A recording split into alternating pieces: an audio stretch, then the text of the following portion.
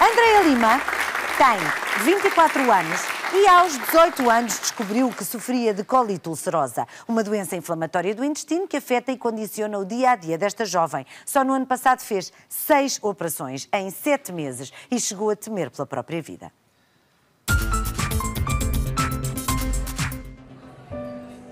São mais de 100 mil, sim, mais de 100 mil as pessoas que sofrem de doenças autoimunes em Portugal. A Andreia Lima é uma delas. Descobriu aos 18 anos que tinha colite ulcerosa, uma doença inflamatória do intestino.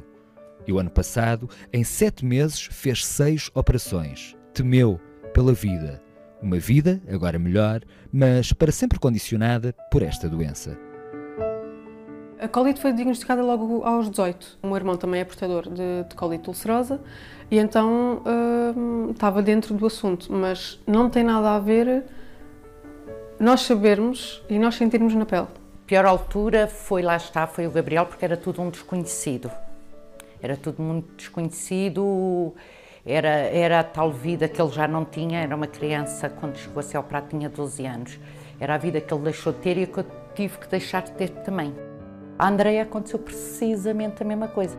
Quando a Andreia me falou nas primeiras diarreias com sangue, eu cheguei logo àquilo que era, não queria acreditar, comecei-lhe a dizer, vê lá, se não estás a comer mal. Quando os médicos, vamos tentar outro tratamento, mas tive logo a noção que era uma colite que ela de certeza que tinha, porque os sintomas eram iguaizinhos.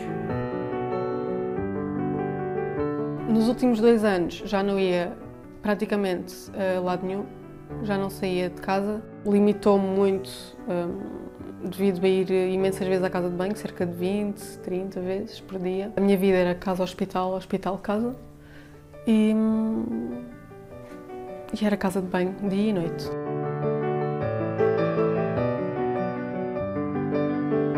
Eu fui das primeiras a dizer para ela ser operada porque já tinha, ao fim e ao cabo, já tinha uma boa experiência, que era melhor ser do que viver sem qualidade de vida. Eu já estava muito desgastada, até que decidi não, isto não é a minha vida, eu não vou continuar assim. Vou-me submeter a uma cirurgia. Estive no hospital cerca de 7 meses, onde fiz 6 cirurgias. Tirei o intestino grosso na totalidade e tirei ainda uma parte do delgado.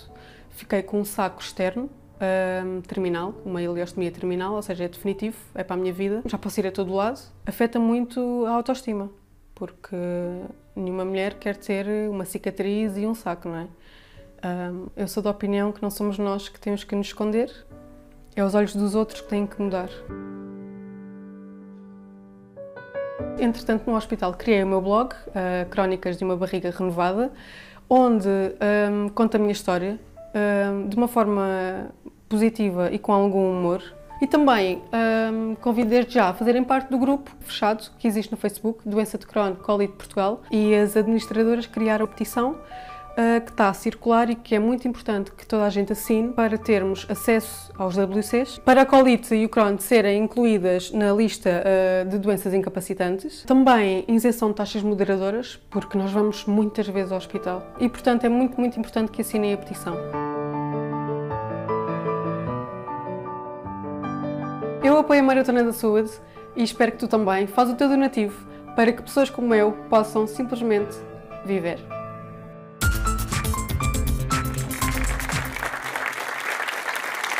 E depois de conhecermos o caso de Andreia Lima, que está hoje aqui connosco, aproveitamos de resto para agradecer à Andreia e adorei a sua frase. Não somos nós que temos que mudar, os olhos dos outros é que têm que mudar. Um grande aplauso para a Andreia que está aqui connosco. Obrigada. Obrigada pelo testemunho, pelo blog e vamos todos assinar a petição que de resto está no blog da Andreia. Vamos então saber mais sobre isto que é a colite ulcerosa e que tem assim este nome estranho e se calhar a explicação da doença não é tão simples quanto isso. Por isso mesmo, o médico gastroenterologista João Ramos Deus está connosco e vai contar-nos tudo. Boa tarde, doutora. Obrigada.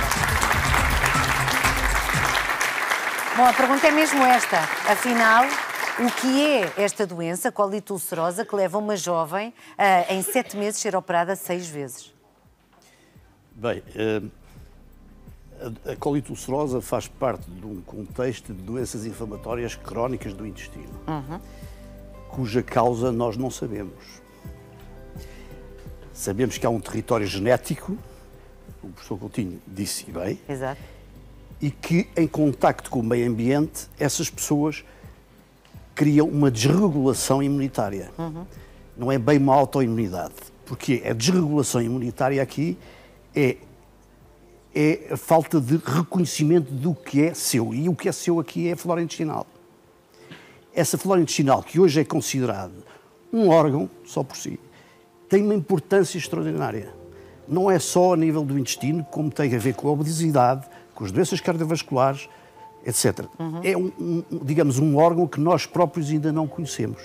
E que devemos defender e muitas vezes não Exatamente. defendemos. E depois, dentro desse órgão, que é a flora intestinal, o microbioma, como agora se diz, existem as boas bactérias e as más bactérias.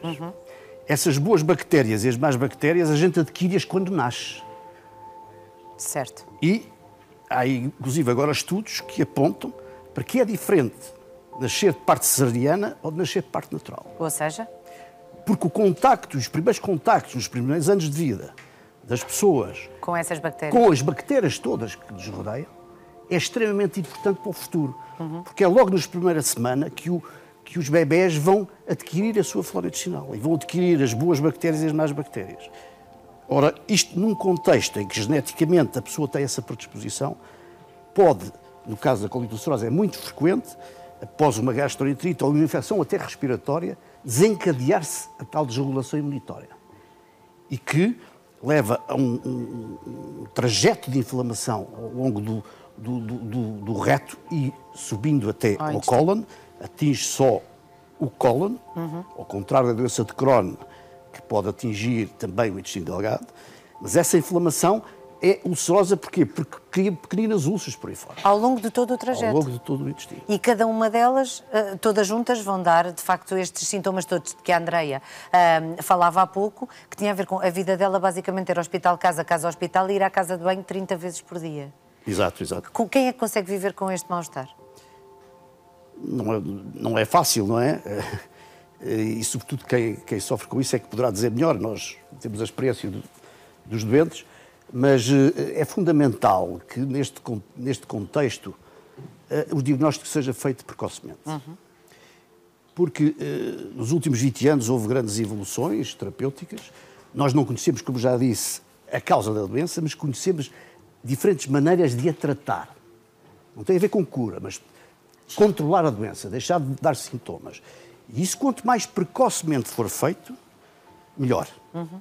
Porque, com os anos, o intestino vai ficando destruído pela cicatrização, não é?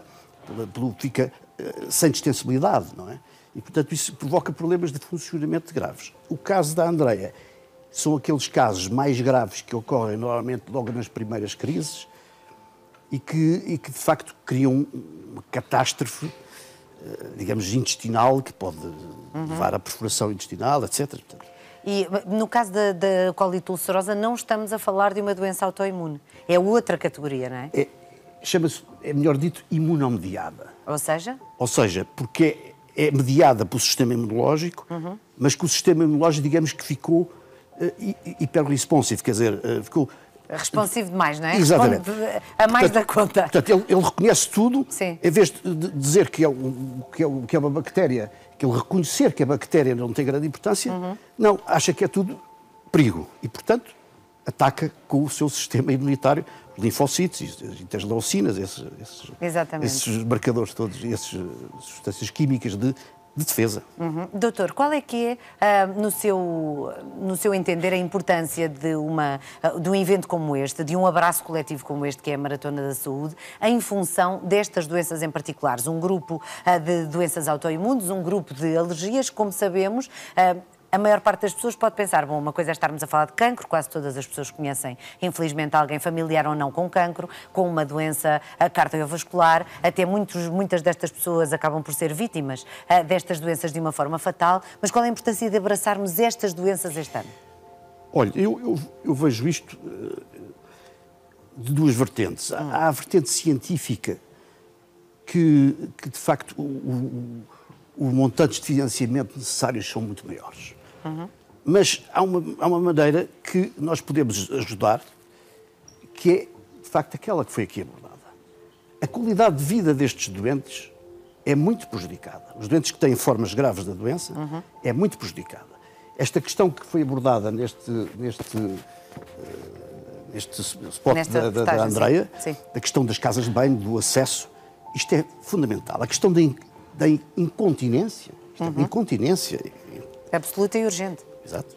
Tem uma imperiosidade, os doentes têm uma necessidade de um acesso muito rápido à toalete, não é? E isso impede qualquer vida, não é? As pessoas não conseguem muitas vezes sair de casa. Portanto, claro. E é necessário haver não só apoios, como desmistificar também de certo modo, este tabu. As pessoas não falam disto. Claro, pois não. Pois não.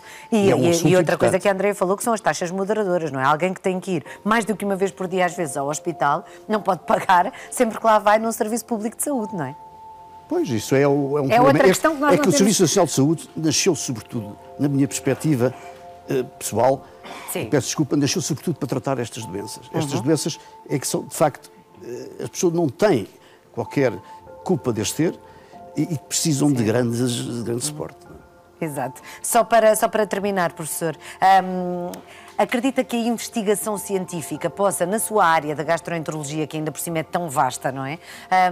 A investigação científica possa delimitar de alguma maneira o avanço, o progredir de algumas doenças, mas que nós, na nossa vida, no nosso dia-a-dia, na nossa maneira de estar em sociedade, também não fazemos o máximo pela nossa saúde? Sim, ainda bem que fala nisso, porque eu vou-lhe dizer, por exemplo, a doença de Crohn, o grande fator de agravamento da doença, e mesmo desagravamento, é o tabaco. Lá está. Faz mal a tudo, no fundo. Curiosamente, na colite ulcerosa não faz mal. Não interfere. Para mal a outras coisas. Mas há outros aspectos que a sociedade tem que olhar, que é a questão da alimentação. Os chineses, desde que começaram a adotar a nossa vida ocidental, estas doenças subiram exponencialmente. Que não tinham. Não tinham. Ou tinham claramente. Não é? Portanto, o modo de vida ocidental, digamos... Que implica o quê? Estamos McDonald's, gordura animal de toda a maneira. Saturada, portanto, este tipo de alimentação. Mesmo a panificação. Hoje em dia há a questão da intolerância ao glúten. A intolerância ao glúten não é uma coisa rara. O que há é uma intolerância à panificação, à maneira como os alimentos são fabricados. Exato. Que tem muitos conservantes.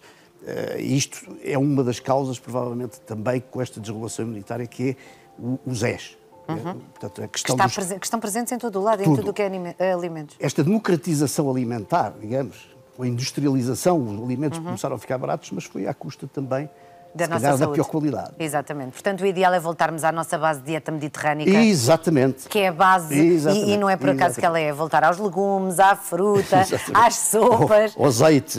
Ao azeite, exatamente. Peixe. Sim, ao peixe. É ao peixe. Vivemos num país à beira-mar plantado. Professor, foi um prazer falar consigo. Muito obrigada. Um grande aplauso. E eu vou só lhe dar um beijinho à Andreia. Está bem? Só um bocadinho. Vou até aqui, porque falamos tanto sobre si, tenho que lhe dar aqui um beijinho muito grande. Obrigada por estar connosco. Eu sei que não tem microfone, mas diga-me só novamente. Tem. Qual é que é o seu blog? Porque é lá que podemos assinar a petição. Sim, podem assinar a petição tanto na página do Facebook como no blog Crónicas de uma Barriga Renovada. Crónicas de uma Barriga Renovada. Sim. Muito bem. Andréia, muito obrigada. Está bem? Obrigada por ter vindo. É muito bonita. Um grande aplauso aqui para a Andréia. Obrigada.